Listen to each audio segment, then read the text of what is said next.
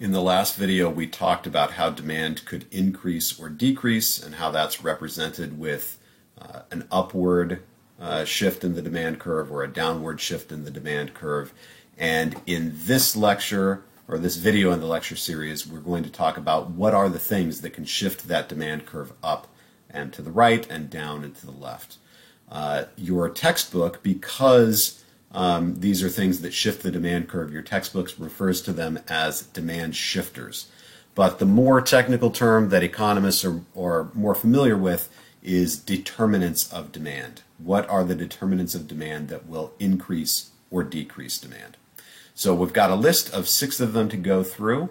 The first of them is pretty straightforward. It's the number of consumers, or the population in the market. So it should be pretty intuitive to understand that if more consumers enter the market, there are more people that want to buy the product. That's going to represent an increase in demand, right? If you're going to get an upward and rightward shift in the demand curve, because at any given price, there's just more people around, so more of them are likely to be willing to purchase a unit at that price. All right. The reverse also holds. If the population falls, you get a decrease in demand, shifting down and to the left. Okay, because there are at any price fewer people that will want to purchase the product. Next up is consumer income. Now, with consumer income, you would ordinarily, a student's intuition is that the more income your potential buyers have, the better, right? The more income, the greater the demand is going to be for any particular product. And the reason for that is because with more income, people can afford to pay more for a product, or they can afford to buy more of a product at a given price. However, that reasoning, while it's correct in some cases, it's not correct in all cases. So there are 2 different types of good. One is what economists call a normal good. And a normal good is one where as people's income increases, they buy more of that good. So some examples of a normal good would be like nice cars, like the Ferrari that you see on the screen right here. As you earn more income, you are likely to buy nice cars, more likely to buy nice cars, and as it increases even more, you're likely to buy more and more cars. Okay, it's not uncommon for a family that has very little money to only own 1 car, while a family that has quite a bit of money might own 3 cars or 4 cars, and a very wealthy person might start collecting cars and have 30 or even 50 of them or more. All right, so that would be an example of a normal good. Another example would be a flat screen television set. If you don't have a very high income, you might just only purchase 1 of these, or if you have sort of a middling income, you might purchase a single flat screen television set. As you get more money, you might decide that you want television sets in more than 1 room so that people can watch television in different rooms without interfering with each other. And another example of a normal good would be like fine slices of meat, like the filet mignon that you can see here. Okay, as you earn more money, you might be willing to spend more of it on fine dining and purchase more steaks at any given price, at least more steaks over a given time horizon, like a week or a month. There are, however, other goods where as consumers earn more money, they actually want to buy less of those goods. All right, those are called inferior goods. And if you sit and think about it, it doesn't take long to come up with some examples. So a really nice car, that's an example of a normal good. But another type of transportation that people usually will only use if they don't have the money to buy their own car would be something like riding the bus. Okay, especially out here in California, where our world is sort of built around a car. We don't have great public transportation like in a lot of European cities or cities on the eastern seaboard of the United States. You're really only going to ride the bus in Southern California if you don't have the money for your own car, or if your own car is broken down and you can't afford to rent another one in the meantime. As your income goes up, you're less likely to buy bus tickets. You're more likely to transfer into owning your own vehicle.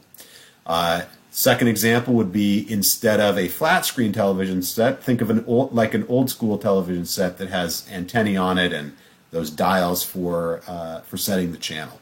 All right, those are they don't have great picture quality.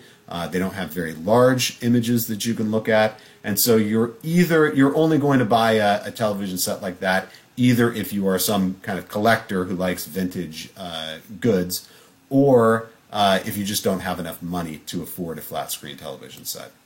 And then finally, instead of something like fine beef, like filet mignon, Spam would be an example, a food example of an inferior good, where people buy less of it as they get more income.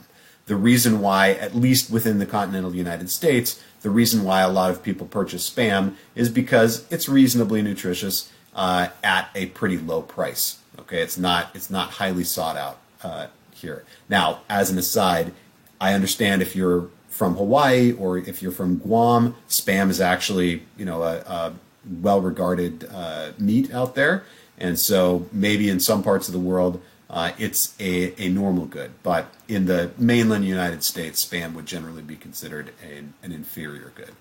Okay, so the effect that income has on demand depends on the good. If the good is a normal good, then an increase in income will increase demand, and a decrease in income will decrease demand. However, if we're talking about an inferior good, you're going to have the opposite dynamic. As consumer income increases, demand is going to fall. But if consumer income decreases, then demand is going to go up. You can see that in just during recessions in the United States. There are companies that will do better in times of recession than they might during a boom time in the economy. So places like Walmart, McDonald's, dollar stores, places where you can get something serviceable at a low price, they tend to see demand go up during recessions when you have less income to go around. Whereas goods like, let's say, Apple iPhones and Tesla cars and the like, those see weakening demand during a recession. The next determinant of demand is the price of substitutes. If I tell you that two goods are substitutes, what that means is people tend to want to consume one of those goods or the other. They usually don't want to consume both, at least not both at the same time. So a classic example of substitutes would be Coca-Cola and Pepsi. Now, those are two different brands of basically the same thing, a cola soft drink. Okay, so they are very, very close substitutes to each other. There are some people who prefer Coca-Cola. There are some people who prefer Pepsi. But there are some people who cannot tell the difference between the two. And even among those who can tell the difference, they would tell you that their taste is similar. Okay, it's not like drinking orange juice and milk where the taste is really distinctive. Coke and Pepsi are quite close substitutes. But two goods don't have to be that close of substitutes to be considered substitutes for each other. You could have looser substitutes like two different types of meat, beef and chicken. Okay, now those are they're substitutes because they're both meat, they're both protein, but they're not as close of substitutes as Coke and Pepsi because you can tell the difference more readily between beef and chicken. They're not as similar with each other. Okay, now the relationship between the price of one good and the demand for its substitute is the following. If the price of a substitute good goes up, then demand for the other good is going to increase as well. And the reason for that is, just think about the example of Coca-Cola and Pepsi. If Pepsi's price went up by 5 or 10 cents per can, then some people are no longer going to want to buy as much Pepsi, right? The quantity demanded for Pepsi would go down. Well, if your competitor is selling fewer units, that means you're going to look more attractive, right? Those people who aren't buying Pepsi anymore, it's not that they don't want to buy cola, they're just not as attracted to Pepsi because it costs more. So now some of that demand is going to shift over to demand for Coca-Cola instead. Same thing would go, same reasoning would hold. If chicken became more expensive, some people would shift out of chicken and into beef. And of course, the reverse of that also holds. If the price of a substitute good goes down, then the product that you are selling is going to have demand fall for it as well, right? So if Pepsi gets cheaper, now Coca-Cola is going to have weaker demand because Pepsi is what would you say? It's a more attractive substitute for Coca-Cola now that it's cheaper. So increase in the price of a substitute increases your demand. Decrease in the price of a substitute decreases your demand. Now, goods don't have to be substitutes for each other. They can also be what are called complements. And if two goods are complements, that means they're the opposite of substitutes. People want to consume them together. So an example of this would be, an extreme example would be the PlayStation 4 and PlayStation 4 games. If you are missing one of those two things, the other is not going to do you any good, right? You have no reason to buy a PlayStation 4 if you don't already own a PlayStation 4. If you aren't also going to buy games, or you don't have any games for the PlayStation 4. And by the same token, you're not going to want to buy any games for it if you don't own the console. Okay? A similar example of very, very closely complementary goods would be razor blades and the sticks that they're attached to. Oftentimes those are sold separately, and on their own, either of those two components is not worth very much to a consumer. You really need to have both in order for it to be useful to you.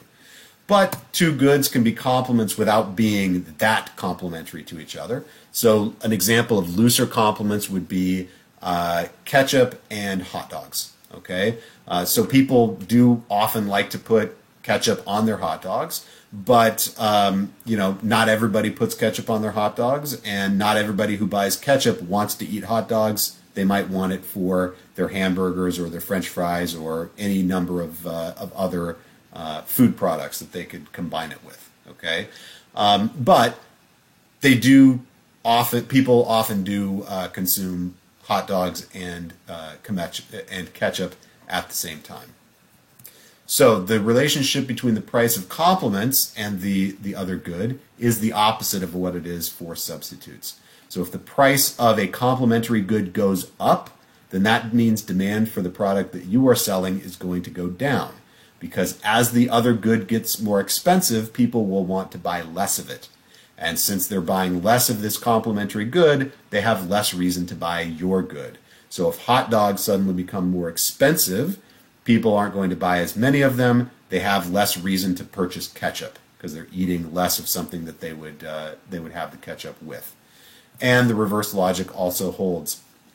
If a complementary good becomes more affordable, if its price goes down, then demand for your product is going to increase, because as the price of that complementary product goes down, people want to buy more of it.